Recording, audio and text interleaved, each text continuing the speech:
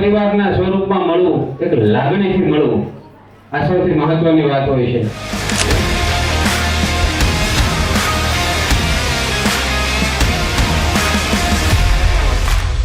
ખરેખર સમાજમાં રહેવું હોય ને તો કર્તવ્ય નિષ્ઠા હોવી જોઈએ. મારે મારું કર્તવ્ય સમજીને કામ કરવું જોઈએ.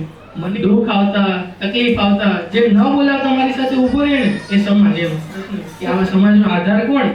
ત્યારે આખા સમાજનો આધાર છે ને સ્ત્રી છે.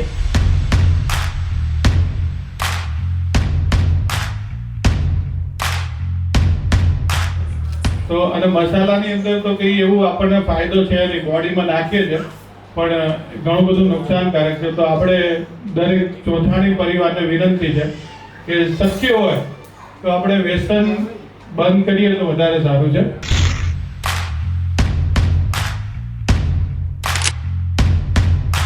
આપણા વડીલોની સલાહ, આપણે આગેવાન મિત્રોની સલાહ, બધાની સલાહ થઈ જો માતાજીનો મઢ છે એમાંથી મંદિર બની બાજુ જાય અને માનું એવું માનવું છે, બધાને આ બાબતનો વિચાર કરવો જોઈએ.